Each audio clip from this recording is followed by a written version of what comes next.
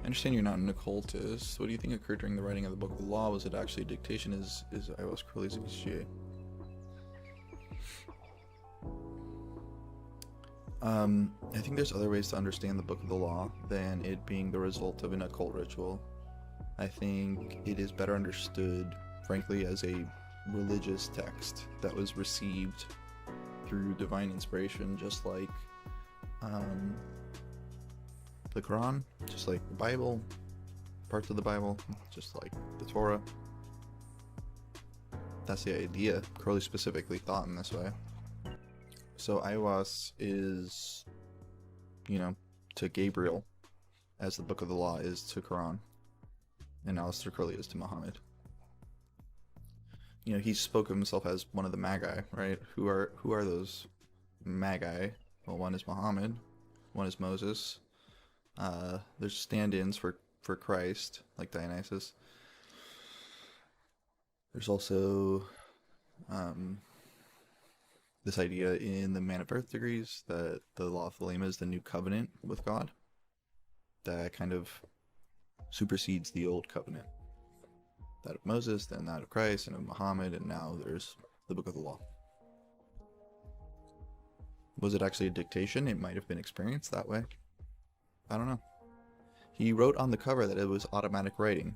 So to me, automatic writing is not dictated.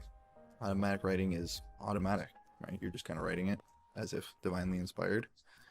I'm not sure the dictation actually happened. I don't know. He says it did, of course. But it's very contradictory from what he wrote on the cover. Is Iwas Crowley's HGA? Yeah, I think so. I think that's the idea. No reason not to believe that. That would make sense in line with the religious kind of thing.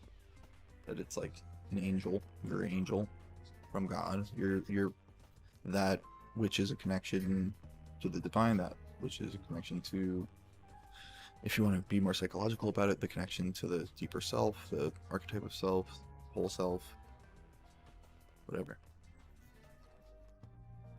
Yeah, the dinosaurs, right? Not all of them created a holy book, but Crowley was very fond of that idea. And the idea, there's this one quote in Magic Without Tears where he's like, you can call it Thelemic religion if you like, but if it pleases you, but I don't see what you're gaining from it. Well, he called it a religion like 500 times throughout his life in different ways. So, he clearly thought of it. To him, it was actually bigger than that. It was like a whole all-encompassing paradigm, of which there are religious applications, of which there are occult applications, of which there are psychological applications, and so on. But in most people's minds, I think it is truer to say it's like a religious phenomenon than an occult one. But historically speaking, before like the last 100 years, pretty much all occultists were religious. That they weren't separate ideas.